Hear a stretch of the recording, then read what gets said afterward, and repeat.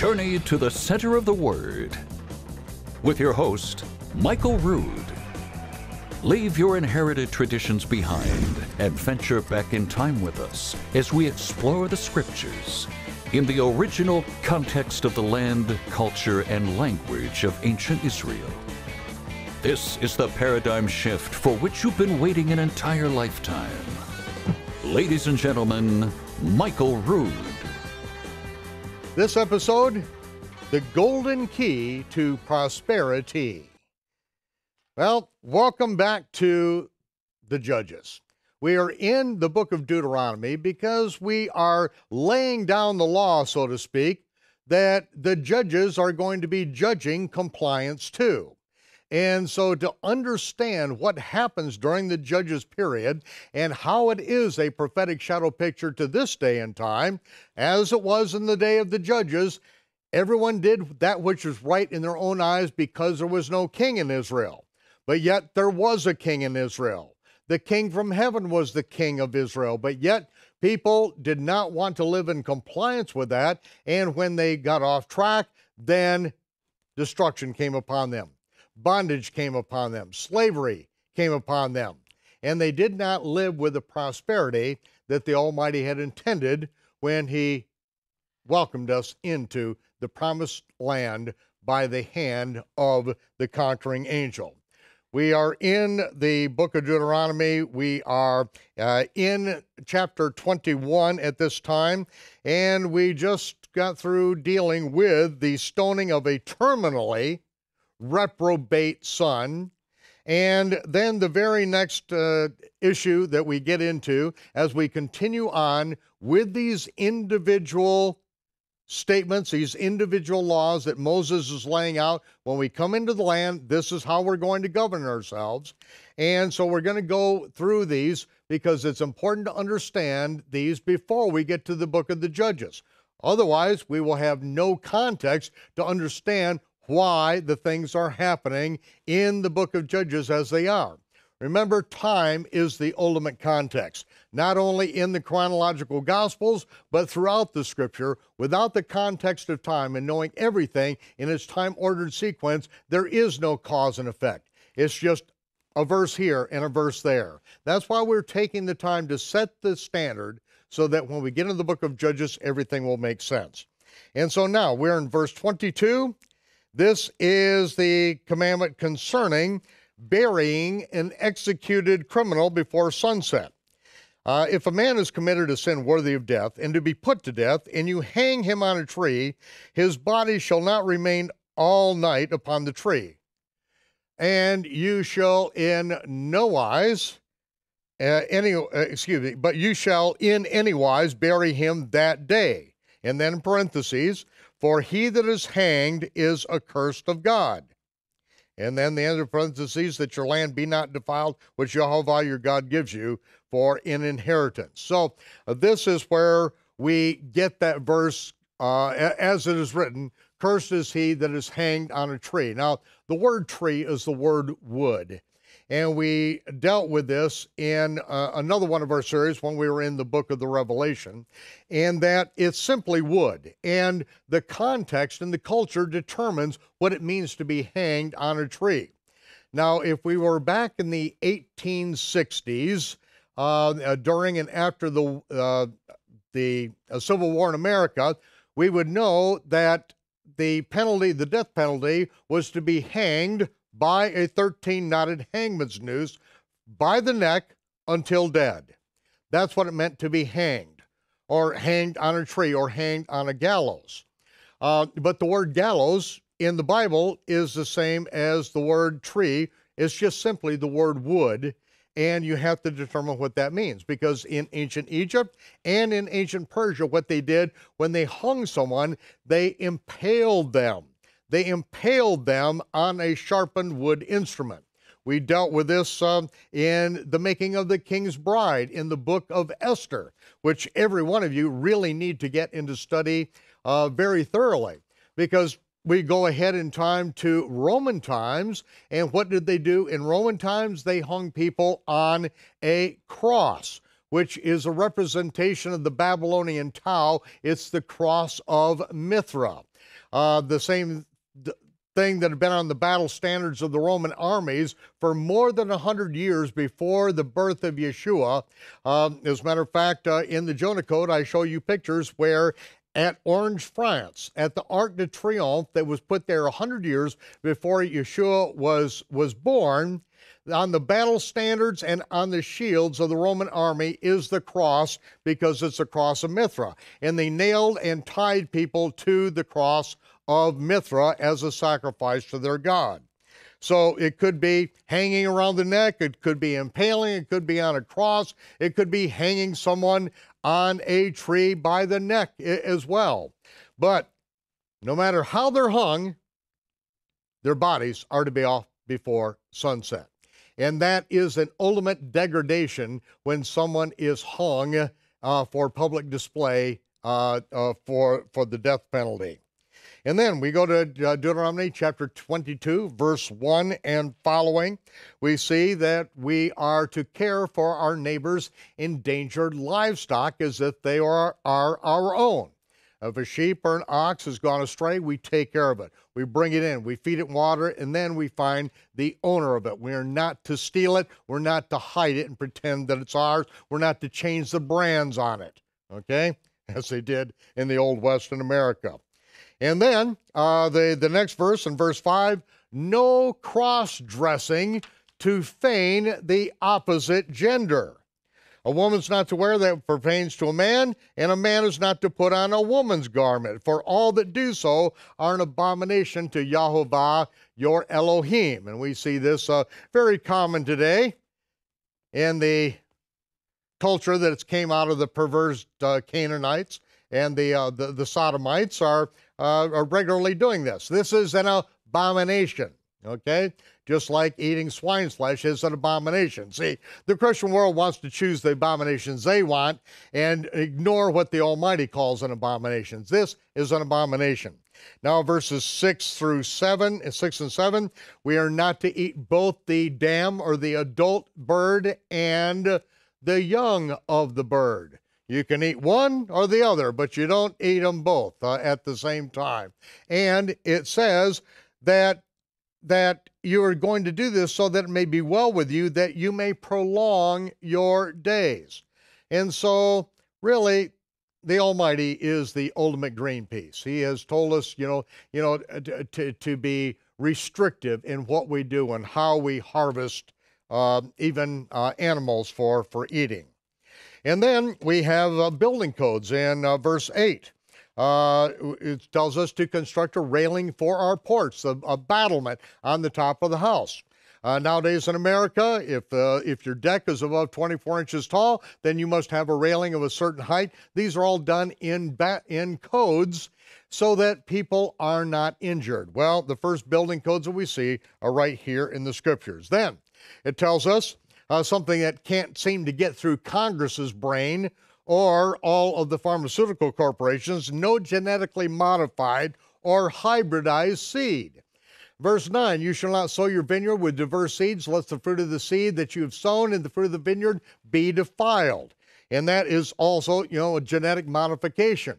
Then you do not unequally yoke different animals together. You're not going to plow with an ox and ass together. They must both be able to pull their equal share. And this is brought forward into the Brit Hadashah to be not equally yoked together with unbelievers. Shaul was quoting it right here out of the Torah. So don't tell me that the Torah has been done away with. That's absolute nonsense. It's not been done away with. As a matter of fact, it is expanded so that we can understand the ramifications in other areas. Then we have the annulling of a false marriage contract in verses 13 through 21. And this is when a man takes a wife and he says that she was not a virgin. Well, if she says he's not a virgin, he hates her and wants to put her away, then it is the right and the duty, and this is what is done. The tokens of her virginity are brought forth by the father and mother, who keep the tokens of virginity, which is a white sheet that is used in the marriage bed to show that she was a virgin at the time because of the blood that would be on it. And so they bring that out to the judges, and if this man has said this against his wife, she wasn't a virgin, and they show the tokens of virginity, he may never, ever divorce this woman. He has lied. But if it turns out that she has lied and she's not a virgin, then she is stoned. So, because she has wrought folly in the land of Israel, and so this is how you keep whoredom out of Israel. Now, the nations are not prohibited from having prostitutes, but Israel is, and we're going to get into that in a little bit. Then we have verse 22, the death penalty for adultery. And I want to read this to you. If a man be found lying with a woman who is married to a husband, then both of them shall die. Both a man that lay with a woman and the woman, they'll both be put to death, so that you put away evil out of Israel. Now, we read in the 8th chapter of the Gospel of John where they bring a woman who is caught in the very act of adultery, but where's the man? Both of them are to be stoned. There is false weight and measures that we'll again be dealing with in the Torah, because what's good for the goose is good for the gander, as Miles Massey is known to say. So, the death penalty is for both of them. And verses 23 through 27, we have the death penalty for rape. Okay? Death penalty for rape. If there is a woman that is betrothed, and this is for a woman, a virgin that's betrothed to a husband, and this would be true of a young virgin who is actually, completely married to a husband and has been married. If a man finds her in the city and lies with her, and then you bring them both out and you stone with stones if she didn't cry out. Because in the city, someone's going to hear her. But if it happens out in the woods and no one could hear her, then you find out that she has been taken advantage by this man, and you are to kill him.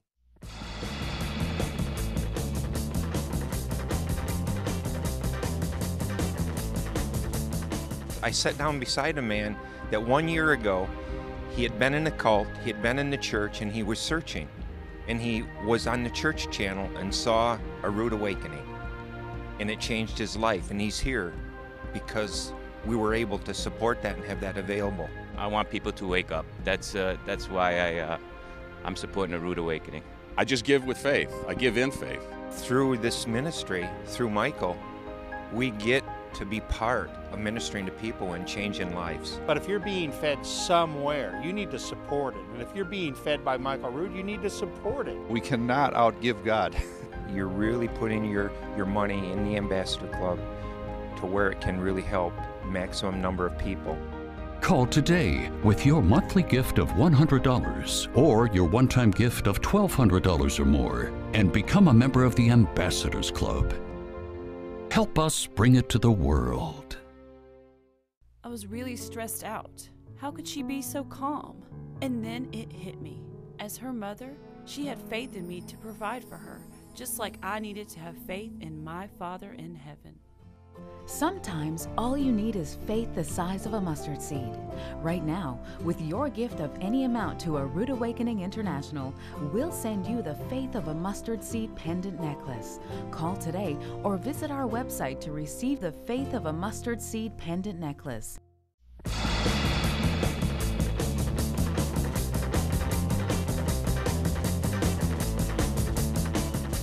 Now, verse 28, if a man finds a damsel that is a virgin, but she's not betrothed, and he lays hold on her and lies with her, and they're discovered, then that man that lay with her shall give the damsel's father 50 shekels of silver, 50 pieces of silver, which is a high bride price, and she shall be his wife, and he may not put her away all of his days. That is it.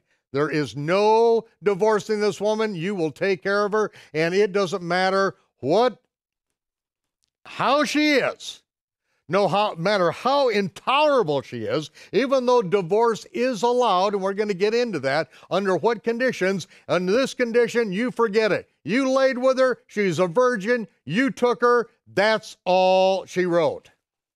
Now, we have, a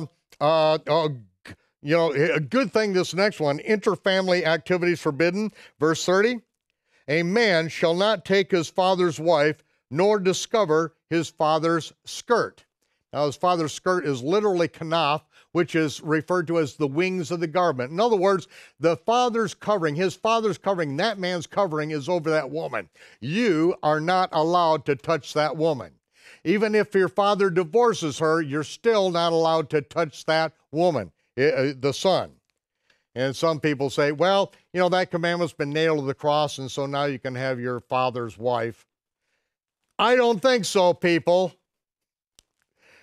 And then, in chapter 23, verse 1, we have those who are excluded from the congregation of Israel, including and the Ammonite and the Moabite, who are not allowed to enter the congregation under the 10th generation or forever. One is for the 10th generation, others are forever, and this is the Ammonite and Moabite, because when you came into the land, they did not provide you with bread and water, which you were willing to pay for, but instead they came to attack you, so they don't come in at all. They are completely outside and can never be a part of the house of Israel. And then we get into matters of military uncleanness and hygiene. Verse 9, when the host, the army, goes forth against your enemies, then you keep from every wicked thing. And so we've got a male issue that's dealt with verses 9 through 11 within the camp, and then verses 12 and following. You shall have a place also without the camp where you shall go forth abroad. Whenever you see the term go abroad, like this prophet, like Samuel and Saul went abroad, that means they went outside the city to relieve themselves, okay? So the army camp is to have a place where you go forth abroad, and this is basically a latrine. And it says, you shall have a paddle upon your weapon. It shall be that when you ease yourself abroad, you shall dig therewith and turn back the cover so that you cover up that which comes from you. Obvious what it's talking about. For Yehovah, your God, walks in the midst of your camp to deliver you and to give you up your enemies up before you. Therefore, sure your camp be holy, that he sees no unclean thing in you and steps in it and turns away. I added the word steps in it. But, this is the picture. And, this is what we do in the military today. The first thing we do when we set up camp, first of all, on the back of our pack, the very first thing is an entrenching tool. Okay, it's not only a combat device, number one, it's the paddle that's on the end of our spear or on our backpack, so we can dig a hole. The first thing we do is to dig a latrine.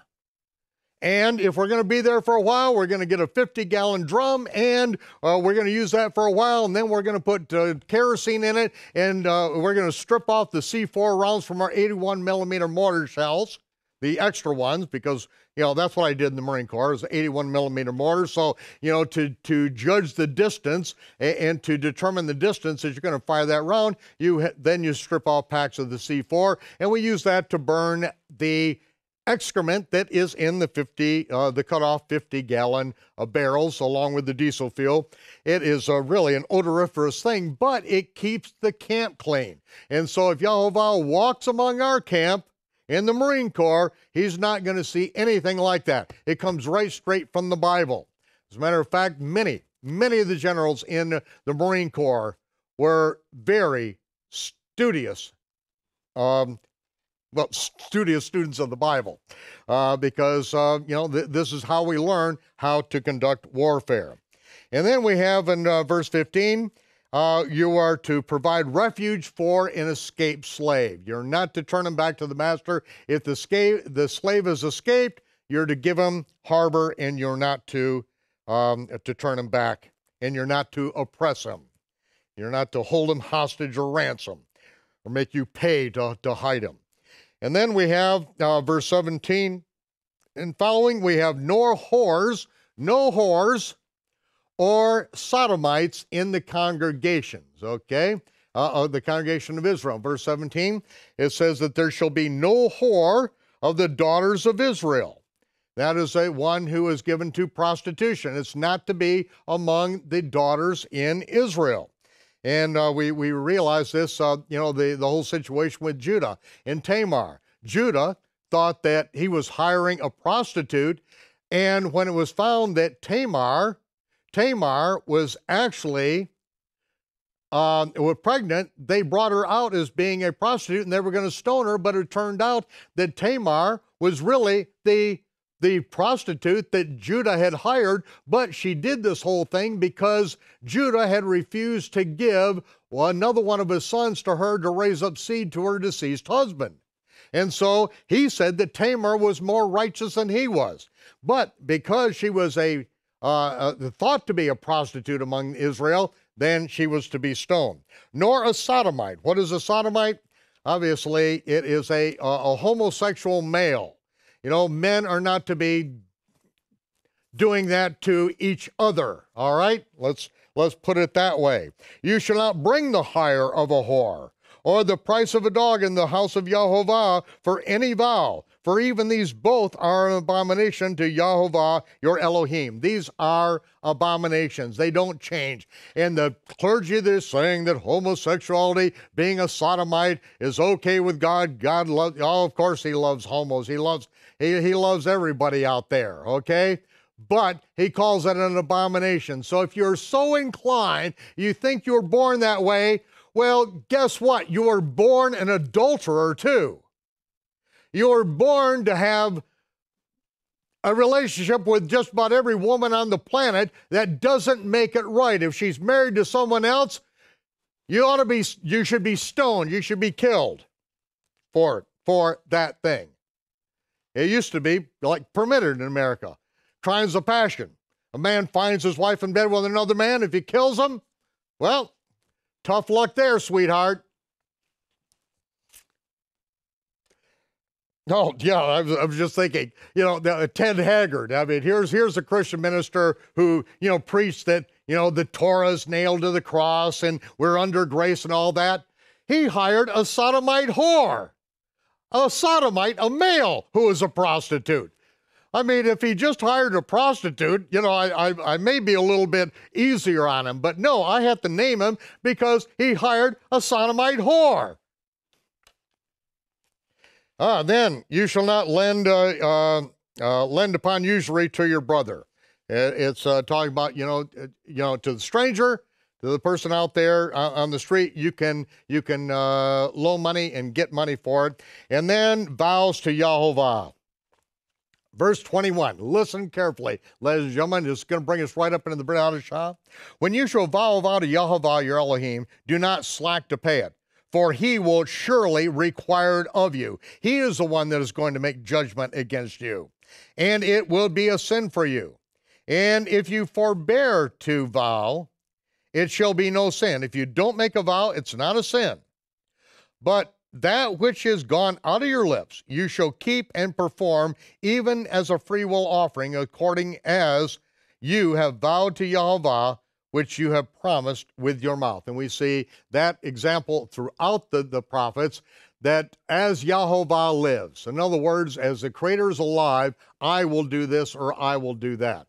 Yeshua never negated that. He said, do not swear by anything falsely. In the Hebrew Matthew, the word anything just happened not to have made it into the Greek text. Yeshua didn't say do not swear at all. He said do not swear falsely, the word falsely by anything. Okay, and then verse 24, the poor may eat a meal from the field. They're not allowed to take anything in anyone's field and put it in a vessel and carry it off, but they can eat in the field. And they can do it on any day of the week. The poor can eat in the field. Now we see Yeshua having to deal with this very thing, where they said his disciples were going through the field on the Sabbath day, and they had redefined this whole thing to where the poor couldn't eat on the Sabbath, because when they plucked the heads of grain, they said they were harvesting. When they rubbed it in their hands, and blowing off the chaff, they were winnowing. When they ate it and chewed it in their mouth, they were grinding. This is how the Pharisees redefined it so that the poor couldn't eat, and Yeshua said, nonsense. He taught his disciples, by example, ignore what the religious leaders have added to the Torah. It is non-binding, and that is what he actually did. Now, I have to calm down a minute. This is so exciting. I kind of raised my voice. I'm not yelling at you. I'm just excited about these things because, you see them right here in the beginning. You see them in violation in the book of Judges. You see them in violation in the Gospels and what Yeshua is dealing with. And then you see the application as Shaul picks up on these very things again. And as Peter said of Shaul, Paul, even as our beloved brother Shaul has written unto you many things hard to be understood, and those who are unstable and unlearned wrestle these things as they do the other scriptures to their own destruction. See, what are the scriptures that he's talking about? Is he talking about, he's talking about, the letters Shaul's written. They're difficult. They're hard to be understood because Shaul is an intellectual. He is constantly quoting the Torah and the prophets. He is commenting on the Torah and the prophets constantly. He's bringing them home as they live in today. And people that are unlearned in the Torah, they destroy these things and twist these things as they do the other scriptures to their own destruction. Well, we are going to see how these things all play out. Now, we come into rules for divorce. Deuteronomy chapter 24, verse 1.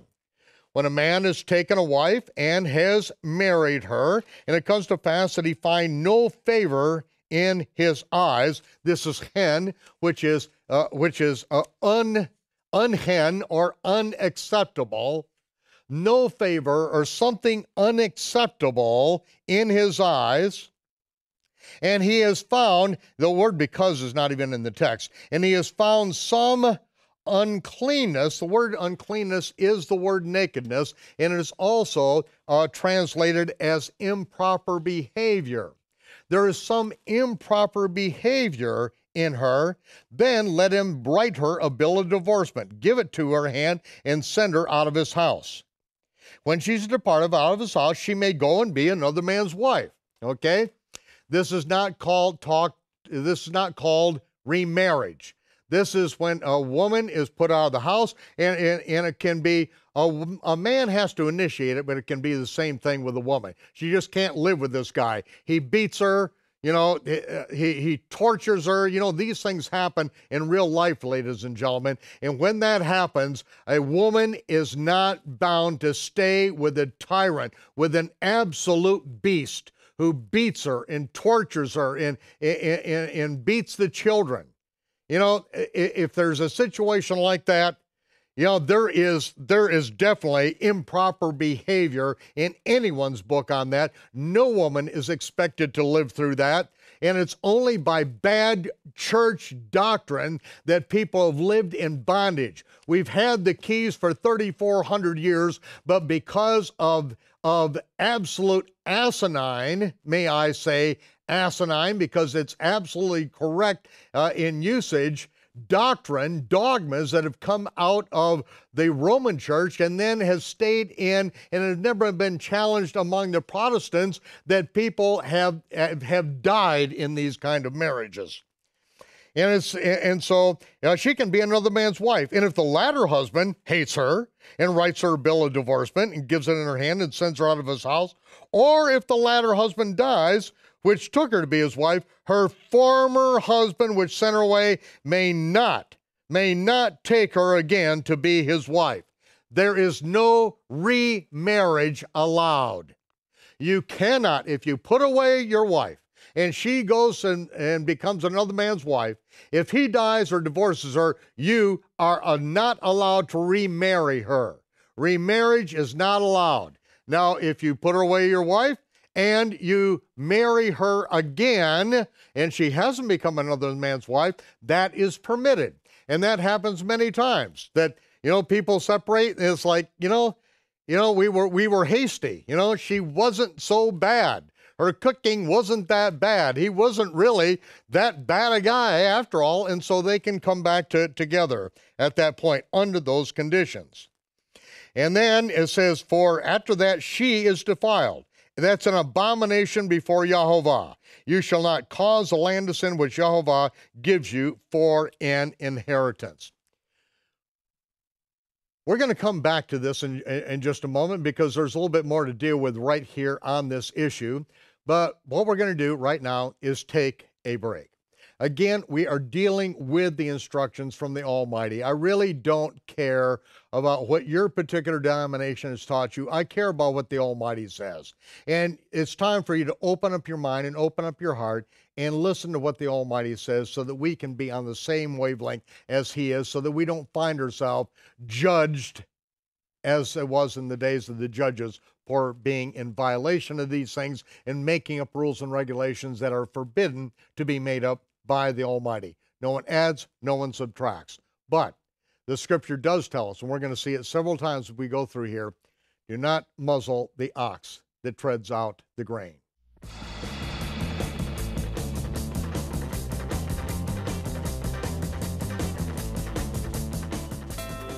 The Chronological Gospels Bible includes every gospel account of the Messiah's life, more than 300 events over the course of exactly 70 weeks, all in chronological order, plus the books of Acts and Revelation also included. The Chronological Gospels enables you to truly understand the meaning of the Messiah's 70-week ministry. Michael Rood has spent over 40 years organizing the Gospels accounts. It has taken me an entire lifetime to get his words in chronological order and in proper context.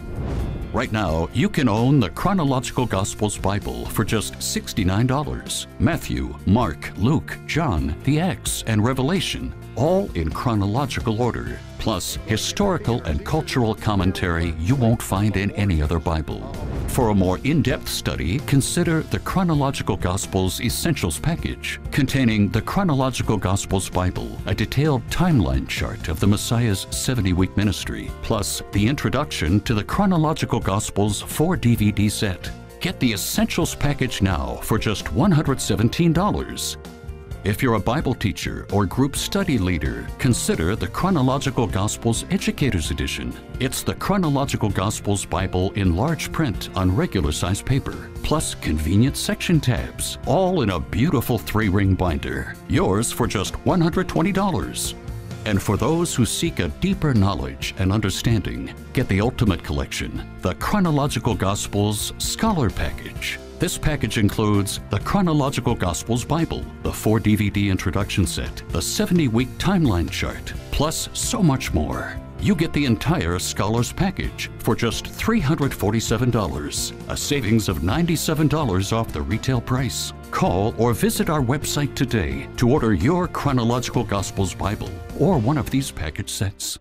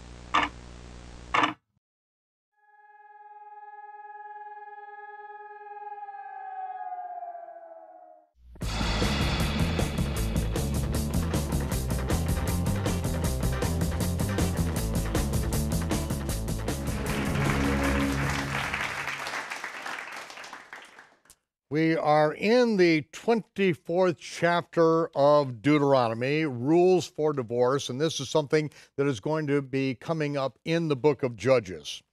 And as it says, when a man has taken a wife and married her, and it come to pass that that she find no favor in his eyes. The word is literally the negative of chen. It is unacceptable. There's something unacceptable in his eyes. He has found some uncleanness or improper behavior. It is also translated as nakedness, and nakedness is defined as improper sexual behavior in the section upon nakedness. When it talks about a person's nakedness, it is talking about this nakedness, like a man's nakedness, that's his wife. That nakedness belongs to him. Anything outside of that husband and wife relationship is improper sexual conduct, improper behavior, but it is not exclusive to that. In fact, these are the words that are used in Matthew about, that's been translated from Greek into fornication, that Yeshua talks about divorce. It was translated into the word fornication, but we have a problem because fornication is a legally defined term. But we have a problem in English because in the 50 states of America, or is it 57 states? 57 states, according to our fearless leader, Barack Obama. In the 57 states of the United States of America, it's legally defined in so many different ways. But yet in the Hebrew, it's an erva matter. It's improper behavior. And this improper behavior we see laid out in the scripture. We see that even in the Persian Empire, that Vashti, who was the queen, even though the king had plenty of concubines, the queen, the prize queen, the most beautiful woman in the empire, she dishonored, she disrespected her husband, and because of that, Vashti was put out. And it had to be. All of the heads of state of 127 kingdoms round about said, what she has done cannot be allowed to stand, or there's going to be complete chaos. You let this women's liberation movement that just started in the court of Vashti at this big party, when the Women's Democratic National Convention got together and they all burned their bra. If you let this go on, there's going to be no stopping this thing. And so Ahasuerus put an end to it, and he found a woman that would respect and submit to him, and understood that when he said come, that meant she came. When he didn't hold out the scepter, she knew that she could die, but he loved that beautiful woman because she loved him, she respected him, and he always held out the golden scepter to his wife Hadassah, or Esther. We read about this, I was looking at this in Ecclesiastes, chapter 7, verse 26. I find more bitter than death the woman whose heart is snares and nets. Whose heart, what in the deepest recesses, what she's always trying to do is to trap, is to snare, to find fault, to pick on, to belittle, to disrespect and to shame her husband.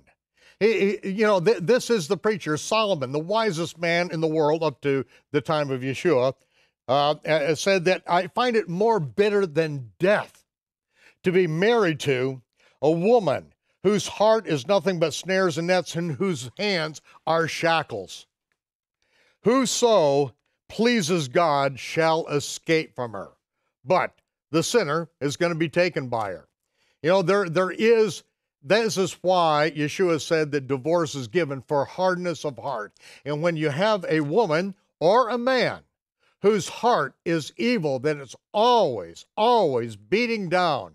And in a case of a man actually beating his wife, then I would say the same thing is true. Blessed is the man. Whoso pleases God shall escape from that kind of torture and abuse. Same as with a man. If you've got a woman that is like that, it is more bitter than death. I was reminding a psychiatrist, a doctor that worked for me many, many years ago, and he was talking about his wife, and I said, I can't relate to this. And he said, the reason being is that you have a good marriage. If you had a bad marriage, what you're thinking all the time, you wake up in the middle of the night and you're thinking of ways to kill this woman. And I couldn't relate to it, but yet he did, and he was a serious person. He was a counselor, he was a psychiatrist, and he had gone through that in his life, and was trying to help me understand that sometimes things are like that. But he at that time was married to a wonderful woman, and it was a whole different thing. So, whosoever pleases God shall escape from her.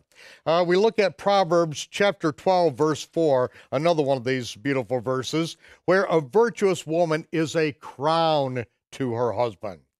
But she that makes a shame, or shames, or disrespects her husband is as rottenness to his bones.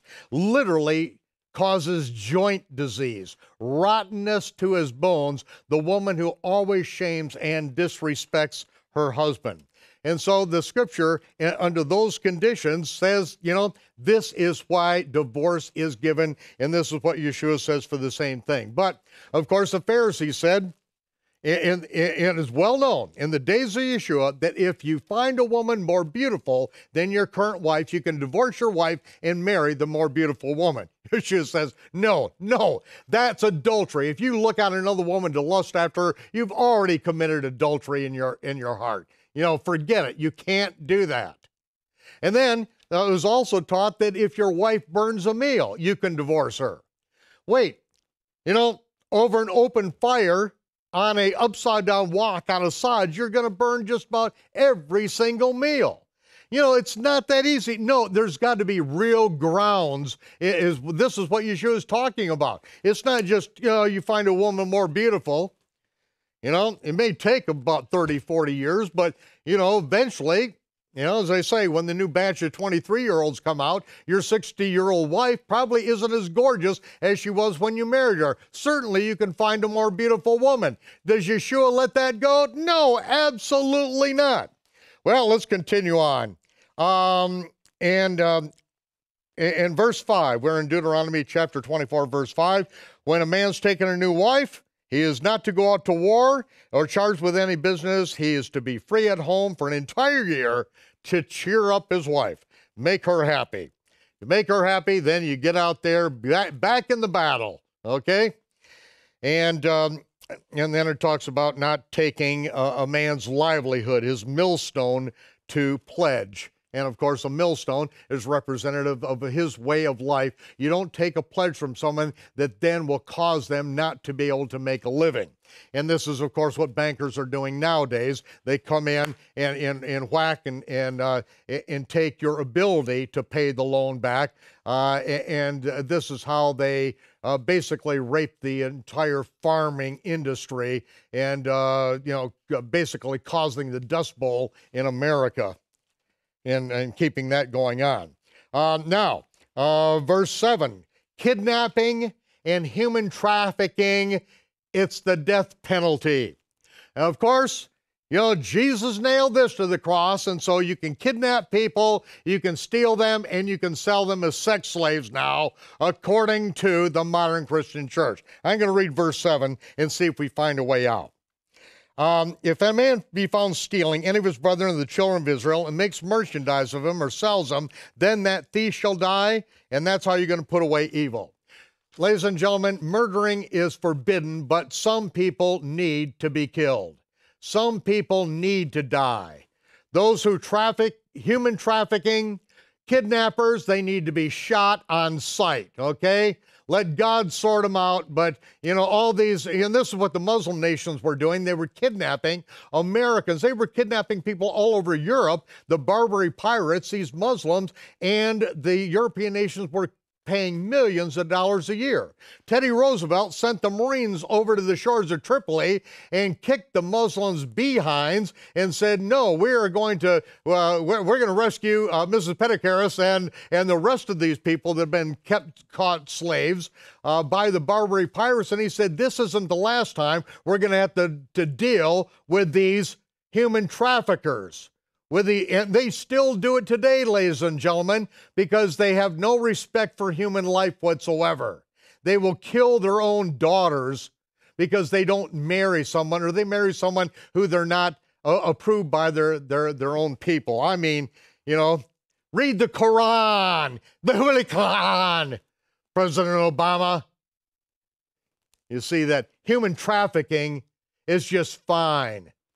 You're in the wrong country.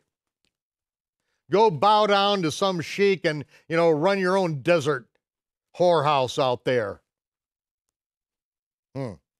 Okay, here we go. Issues of leprosy we deal with, and we're not going to get into all that at this particular point in time, even though we do see the provisions for this in the Brit Hadashah, in the Gospels that Yeshua deals with. We have an issue concerning security deposits and how they're to be handled in verse 10 through 13. And then we pay the poor each day. If it's hand to mouth, we pay the poor each day. We don't hold them hostage to work for us. And this is common in the land of Israel today. They hold foreign workers hostage. They take their passports from them. They steal from them.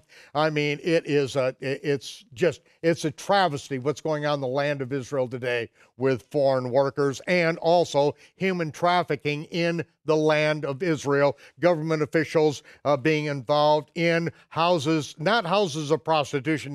Well, they are houses of prostitution because they have to pay, but these girls are brought in from other countries and they are actually sold into human bondage in the land of Israel.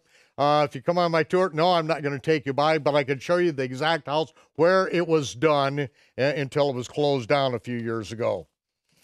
And if I could show you them in America, then we'd send somebody out there to arrest everyone or shoot them on sight, which is what I think ought to be done with those people. And then we have fathers not to be put to death for the children, children for the parents. No, everyone pays the death penalty for their own sin. Verses 17, you're not to pervert the judgment of the stranger, the fatherless, take a widow's raiment to pledge. But you'll remember that you are a bondman in Egypt. So Yeshua is literally saying, Moses is saying, be a giver, be kind. Remember where you came from and help the people that need help. Yeshua is going to reiterate this over and over and over again. Verse 19 following, liberality.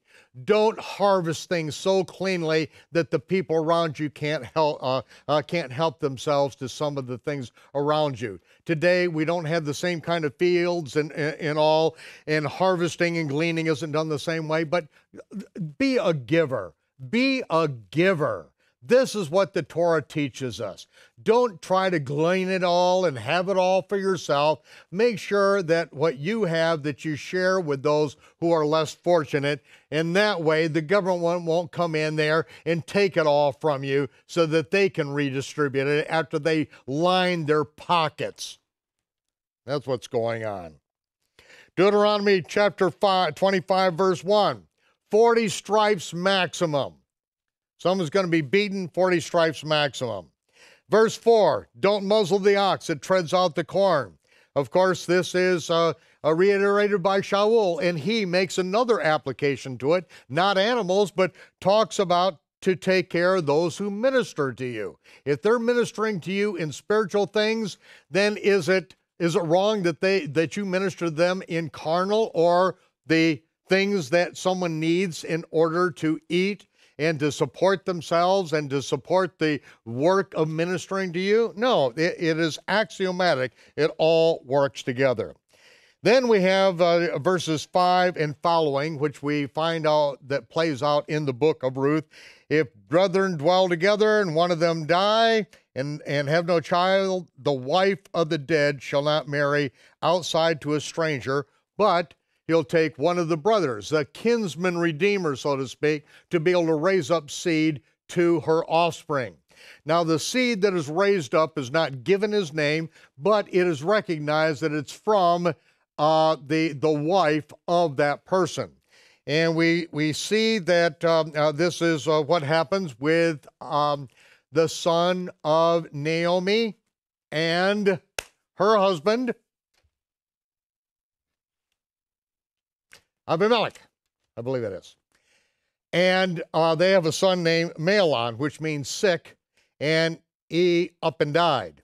His wife Ruth then came into the promised land, wanting the people of Naomi to be her people and the God of Naomi to be her God. And it came into the land, and there was someone who had the right to marry her and raise up seed. And it tells us, verse 8, the elders of the city shall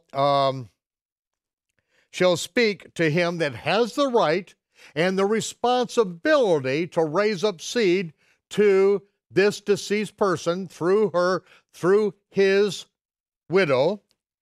And if he refuses to take her, verse 9, then shall the brother's wife come to him in the presence of the elders, take his shoe off his foot, spit in his face, and shall say, so it shall be done to the man who refuses to build up his brother's house. And his name shall be called in Israel the house of him that has his shoe loose. And this is exactly what happens to Boaz's brother, who refuses, doesn't want his inheritance marred by raising up and bringing up another child who will be the firstborn of Ruth, and doesn't want his inheritance going over there. So no, instead he says, I'm not going to do it. So what happens? His shoe is taken off, and whether she spits in his face, we don't have the detail on that. But then Boaz says, okay, I'll take her. And so we go on from there. And then at verse 11, hopefully this doesn't happen, two men are fighting, and a woman is not allowed to come up and kick another man, grab this man by the privates in order to rescue her husband. Let him have a fair fight, and the woman is to have her hand cut off if she gets involved and grabs him by the secrets. It says privates, secrets. We like both of those words. And then verse 13, we have the Bureau of Standards. You're not to have a bag of diverse weights, great and small.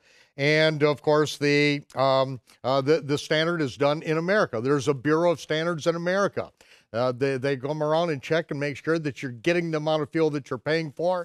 And every person is on the honor system when they go into the health food store, and there is the container of the organic walnuts and the non-organic, which is going to be half the price. Well, how is the person up front going to know which it is? Because all you have to do is take that bag and put the number down for the inorganic when you're buying the expensive stuff. And what is it? The scripture says, don't do it. Do not do it. For all that do such things and do so unrighteously are an abomination to Yehovah. So it doesn't matter whether you keep the Sabbath or not. If you go into the health food store and do that, you are an abomination to Yehovah. It's like the same word for a sodomite. You're a sodomite. You're a flaming sodomite. Sorry. And then we are to remember what Amalek did. He smote, in verse 17 and 18, he smote the hindmost of you, the ones that were feeble, when you were weak and weary and faint. When we were coming across the Red Sea, we got to the other side, and Amalek came and took out the women and the children. These cowards, see, this is what they still do in the land of Israel. Now, the United Nations renamed these people Palestinians. No such thing. They're Amalekites. They are the ones that use women and children as human shields. They're the ones that go in and blow up innocent women and children in shoe stores. Amalekites, he says, the Almighty says, I'm going to have war with them forever. Blot their remembrance out. Kill them. Every last filthy, stinking one of these cowards. They are not fit to live on the planet. They are unfit to live in the world. Kill them all, let God sort them out at the end. And these are the people that Israel's having to deal with. Don't forgive them, it says. Don't forgive them. You're not to forget what they did, and because King Shaul did not take out Agag the king of the Amalekites. Then we see that Haman, the Agagite from the lineage of this Amalekite king, then tries to wipe out all Israel, and we see the same thing going on to this very day. And then it says in chapter 26, verse 1 and following, when you are come into the land that Yehovah your God gives you for an inheritance to possess it, then you're to take the first of all the fruit of the earth, and you are to bring that as an offering in a basket. And you shall go to the place that Yehovah shall choose to put his name there. And you shall go to the priest in those days, and you shall say to him, I profess this day to Yehovah, my Elohim, that I have come to the country that Yehovah swore to our fathers to give it. And it says that you are to speak this very thing to the priest as you offer the first fruits. And this is something that still today, this is something that we do not only in the land of Israel, but when we are at the time of Passover. This is what we do also at the time of Passover, which we offered the first fruits and we repeated this very prayer.